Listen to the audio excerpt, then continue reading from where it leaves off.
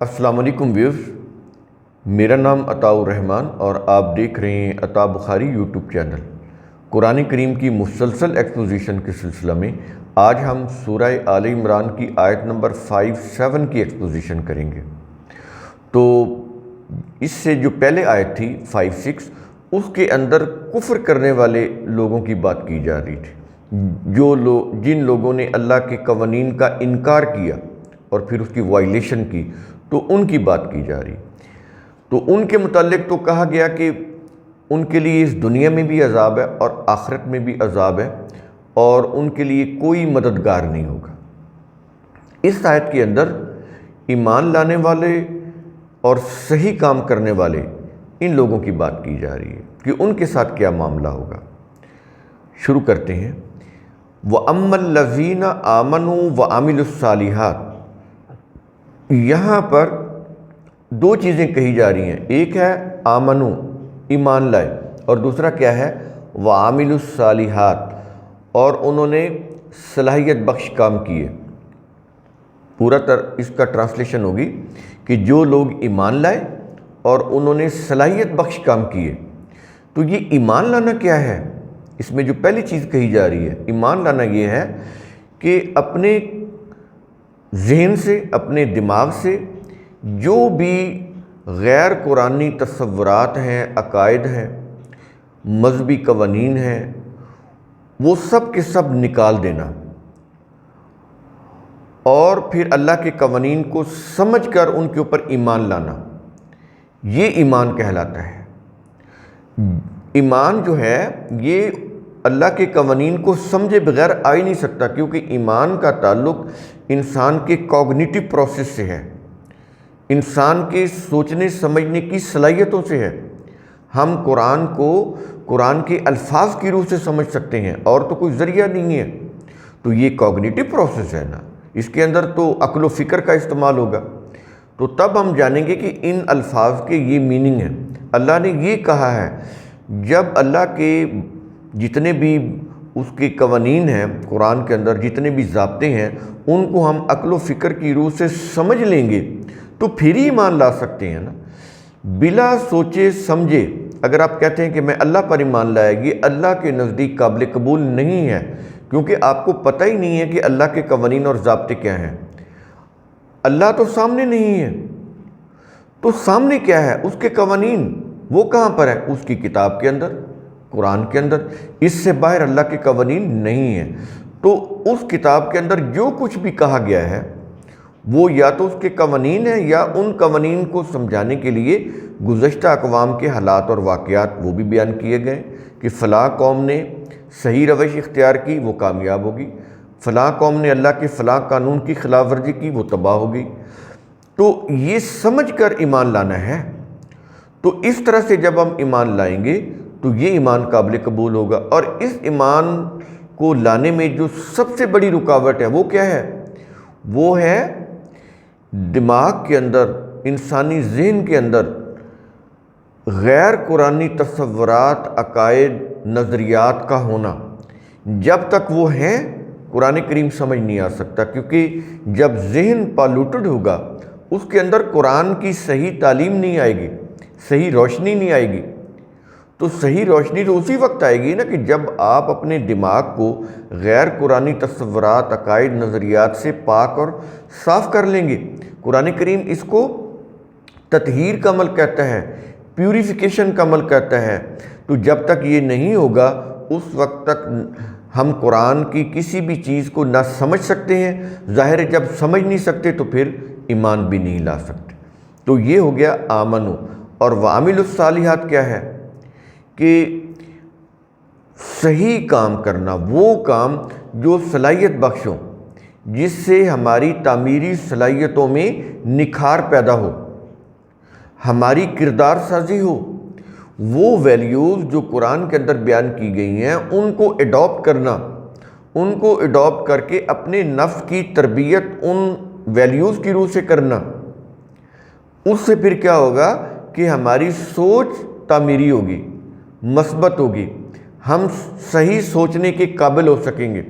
جب ہماری سوچ صحیح ہوگی تو سوچ سے، ارادے سے کوئی بھی کام جنم لیتا ہے، ہم کوئی بھی کام کرتے ہیں تو اس کے لیے سب سے پہلے ہمارے ذہن کے اندر ایک خیال ابھرتا ہے، ہمارے مائنڈ کے اندر، تو وہ جو خیال ہے اس کے اندر پاکیزگی ہونی چاہیے، وہ خیال ایسا ہونا چاہیے، وہ سوچ ایسی ہونی چاہیے جو صرف اپنے مفاد پر مبنی نہیں ہونی چاہیے۔ ذاتی مفاد پر مبنی سوچ تو وہ تعمیری ہو ہی نہیں سکتی۔ تو کون سی سوچ تعمیری ہوتی ہے؟ جس میں تمام انسانیت کا فائدہ ہو۔ جب ایسی سوچ ڈیولپ ہو جائے کہ جس میں تمام انسانیت کا فائدہ ہو، اس کے اندر شخصی مفاد نہ ہو، اس کے اندر پرسنل انٹرسٹ کو واچ نہ کیا جا رہا ہو، پوری انسانیت کا فائدہ سوچا جا رہا ہو، تو ایسی جو سوچ ہوتی ہے وہ اسی صورت میں ڈیولپ ہو سکتی ہے جب آپ اپنے ذہن سے، دل و دماغ سے غیر قرآنی تصورات، عقائد، نظریات اور ریلیجیس تھاٹس کو نکال دیں، پھر یہ سوچ پیدا ہوگی، پھر آپ قرآن کو سمجھنے کے قابل ہوں گے، پھر آپ کی شخصیت یا پرسنالٹی اس قابل ہو سکے گی کہ آپ اپنے لیے اور پوری انسانیت کے لیے فائدہ مند ہو سکیں۔ تو ایسی صورت میں جب آپ کو اچھا کام، تعمیری کام کرتے ہیں تو یہ عمل صالح ہوگا۔ اب سمجھ آئی کہ یہ عمل صالح کیا ہوتا ہے؟ وہ صلاحیت بخش کام جو انسان کے اپنے لیے بھی اور پوری سوسائٹی کے لیے، پوری انسانیت کے لیے فائدہ مند ہو۔ یہ ہوتے ہیں وعاملوا الصالحات۔ اس میں ریچولز نہیں ہوتی، ٹھیک ہے آپ کرتے رہے ریچول، لیکن اس سے بہتری نہیں آئے گی، اس سے تو الٹا یہ نقصان ہوگا کہ آپ کو ریچولز کریں گے اور کہیں گے کہ میں نے یہ فلاں جو کرائم کیے تھے وہ میرے معاف ہو گئے، تو اس سے پھر انسان اور کرائم کرتا ہے۔ یعنی کرائم کی جو ایک بنیادی ریزن ہے بڑھنے کی، وہ یہ ہے کہ وہ ریچول یہ سمجھتے ہیں کہ آج ہم نے جتنی ورشپ کی ہے تو ہمارے آج تک کے گناہ جو ہیں وہ ہمارے جو جرائم کہیں، گناہ تو ایک ریلیجیس ٹرم ہے، جرائم کہیں، ہمارے جرائم معاف ہو گئے۔ جرائم معاف نہیں ہوتے، ہم جو کچھ بھی کرتے ہیں وہ ہمارے ریکارڈ کے اندر مرتب ہو رہا ہوتا ہے، وہ ڈیلیٹ نہیں ہوتا۔ کوئی بھی ایکشن، کوئی بھی سوچ اور کوئی بھی عمل، یہ دونوں چیزیں یہ ریکارڈ میں آ رہی ہوتی ہیں، ڈیلیٹ نہیں ہوتی۔ جو جب ڈیلیٹ ہی نہیں ہوتی تو معاف کیسے ہوں گی؟ تو اس سے تو اب یہ بھی ہے کہ انسان نے، چونکہ وہ ایسا تو ہے نہیں کہ اس سے کوئی غلطی نہ ہو، غلطی بھی ہو جاتی ہے، لیکن جو چھوٹی موٹی اس کی غلطی ہوتی ہیں وہ غلطیاں جو اس نے ارادے کے ساتھ نہیں کی ہوتی، بلا ارادہ کی ہوتی ہیں۔ ایک ہوتی ہے ارادے کے ساتھ کوئی پلان کر کے غلط کام کرنا، ایک ہوتا ہے وہ غلط کام جو پلان کر کے نہیں کیے جاتے، سوچ کر سمجھ کر پہلے سے کوئی ارادہ بنا کر نہیں کیے جاتے۔ تو ایسی جو غلطی ہوتی ہیں وہ ان کی تلافی ہو جاتی ہے۔ کیسے؟ جب ہم زیادہ مقدار میں صحیح کام کریں گے۔ یہ ہوتا ہے وعاملوا الصالحات، کہ اتنے صلاحیت بخش کام، اتنے زیادہ کہ اس میں اگر ہم سے کچھ چھوٹی موٹی غلطیاں ہو بھی گئیں تو ان کا ازالہ ہو جائے، ان کی تلافی ہو جائے، ان کی کمپنسیشن ہو جائے۔ اس کو قرآن کریم وعاملوا الصالحات بول رہا ہے۔ یہ چیزیں قرآن کریم کے یہ بنیادی کانسیپٹ ہیں، جب تک یہ سمجھ نہیں آئیں گی ایمان اندر داخل ہو ہی نہیں سکتا، ہم مومن ہو ہی نہیں سکتے۔ تو یہ بنیادی کانسیپٹ سمجھنا بہت ضروری ہے۔ تو سمجھ آئی کہ وَأَمَّا الَّذِينَ آمَنُوا وَعَمِلُوا الصَّالِحَاتِ کے معنی کیا ہیں؟ ایمان کا لانا اور عمل صالح کرنا، یہ ہوتا کیا ہے میں نے آپ کو بتایا۔ جب اس طرح سے آپ ایمان لائیں گے اور صالح عمل کریں گے، صلاحیت بخش کام کریں گے، تو پھر قرآن کہتا ہے کہ فَيُوَفِّيهِمْ أُجُورَهُمْ، تو اللہ انہیں ان کے اجر پورے پورے دے گا۔ فَيُوَفِّيهِمْ پورے پورے دے گا۔ کیا؟ اجورہم، وہ جو انہوں نے اچھے کام کیے ان کی اجرت، اجورہم، ان کا معاوضہ کہتا ہے پورا پورا دے گا۔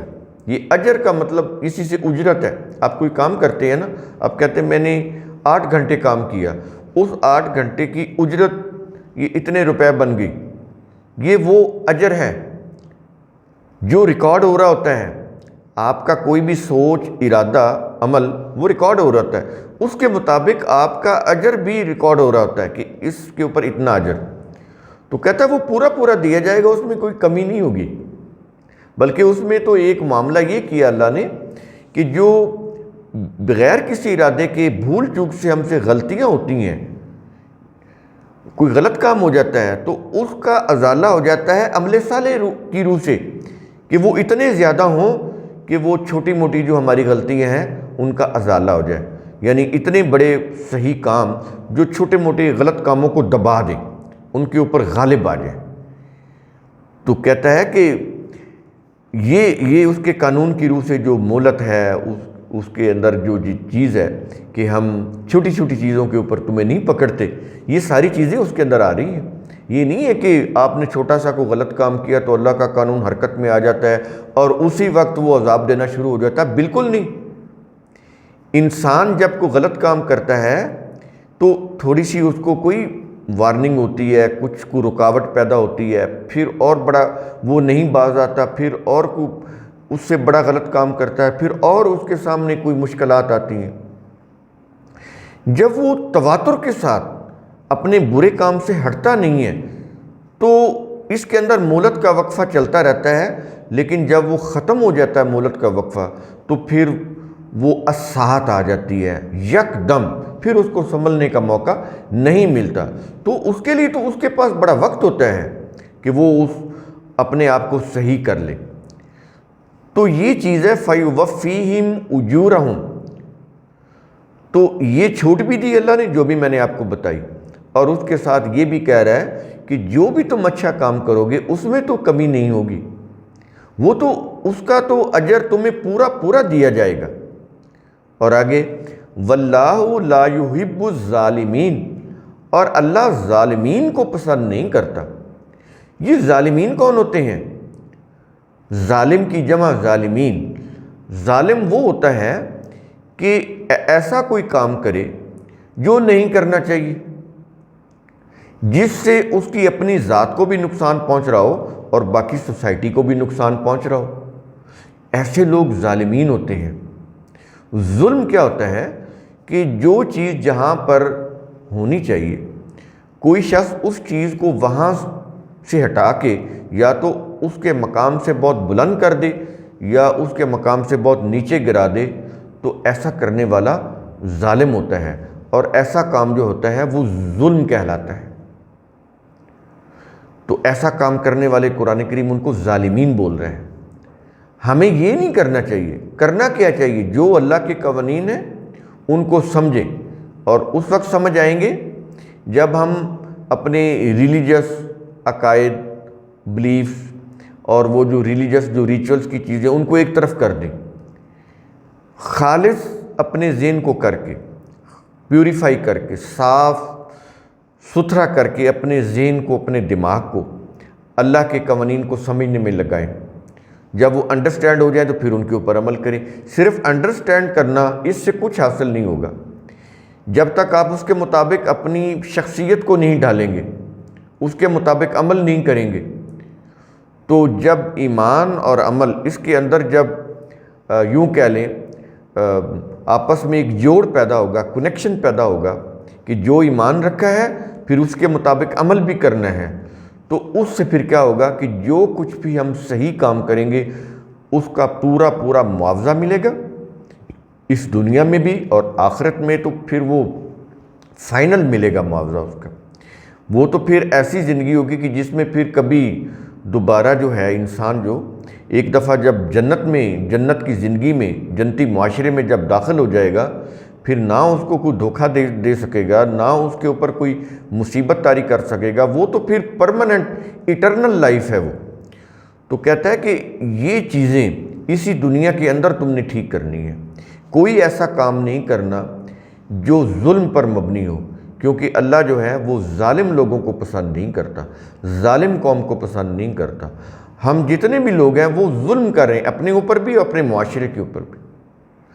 ایسے جو ممالک ہیں، جو قومیں ہیں، وہ اللہ کے قوانین کی خلاف ورزی کرنے والی، اس کی وائلیشن کرنے والی، اس کے قوانین کا انکار کرنے والی، وہ اپنے ساتھ بھی ظلم کر رہی ہوتی ہیں اور دیگر اقوام اور دیگر ممالک کے ساتھ بھی وہ ظلم کر رہی ہوتی ہیں۔ اس سے معاشرہ جو ہے وہ جہنم کی آگ میں جھلس جاتا ہے۔ تو یہ چیزیں قرآن کریم یہ کہنا چاہتا ہے، اللہ کے قوانین کی وائلیشن، اللہ کے قوانین کا انکار اور پھر ظلم کرنا، اس سے پھر پوری سوسائٹی جو ہے وہ اس فساد کی آگ میں جھلس جاتی ہے، اور پھر اس میں تو پھر جو بعض لوگ بے قصور ہوتے ہیں وہ بھی اس کے اندر بہہ جاتے ہیں۔ اس کی وجہ قرآن کریم زمر کی بات کرتا ہے، گروہ کی بات کرتا ہے، اور گروہ کے اندر چند اگر کوئی لوگ ہوں گے بھی وہ اس دنیا میں، تو وہ بھی ان کی لپیٹ میں آ جائیں گے۔ ان کا قصور یہ ہے کہ انہوں نے اپنی صلاحیتوں کی نشو نما نہیں کی۔ اسی آیت کے اندر آ رہا آمنوا وعملوا الصالحات، وہ کیوں اس ظلم کی چکی میں وہ بھی پس جاتے ہیں؟ اس لیے کہ وہ نہ ایمان لائے، اگر ایمان لائے تو بڑا کمزور تھا، اور انہوں نے کچھ صحیح کام کیے تو وہ بھی بہت کم تھے، وہ اتنی طاقت نہیں رکھتے تھے کہ وہ اس ظلم کو دبا دیں یا اس کا خاتمہ کر دیں۔ تو اس لیے یہ جو تھوڑے بہت جو اس طرح کے لوگ تھے وہ بھی پھر اس ظلم کی چکی میں پس جاتے ہیں۔ تو اس سے آپ کو وہ بھی جواب مل جائے گا کہ ہم نے تو کوئی قصور نہیں کیا، آپ نے قصور کیا ہے۔ وہ یہ ہے کہ آپ کا ایمان اس لیول کے اوپر آپ نے اس کو ڈیولپ نہیں کیا، آپ نے اللہ کے جو قوانین ہیں، اس کی جو اقدار ہیں، اس کی روح سے اپنی صلاحیتوں کی نشو نما نہیں کی، ایسے صلاحیت بخش کام نہیں کیے کہ ایسے لوگوں کی تعداد زیادہ ہو جائے۔ جو لوگ زیادہ تعداد میں صحیح کام کرنے والے ہوں تو پھر جو غلط کام کرنے والے ہیں ان کی ہمت نہیں پڑ سکتی کہ وہ سوسائٹی کو کسی عذاب میں مبتلا کر سکیں یا کسی مصیبت میں مبتلا کر سکیں، یہ ان کا قصور ہوتا ہے۔ تو اپنی صلاحیتوں کو بھرپور ان کی نشو و نما کرنا، ان کو ڈیولپ کرنا اور اس قابل بنا دینا کہ سوسائٹی میں اگر کوئی ظلم ہوتا ہے تو وہ کھڑے ہو سکیں اس کے خلاف اور اس ظلم کو بند کر سکیں، یہ ہے اس آیت کے اندر۔ تو اس لیے جب وہ یہ نہیں کرتے تو وہ پھر تھوڑے لوگ ہوتے ہیں، ان کے ایمان اور عمل کی جو لیول ہوتا ہے وہ بھی بڑا کم ہوتا ہے، اس لیے وہ بھی اس ظلم کی چکی میں پس جاتے ہیں۔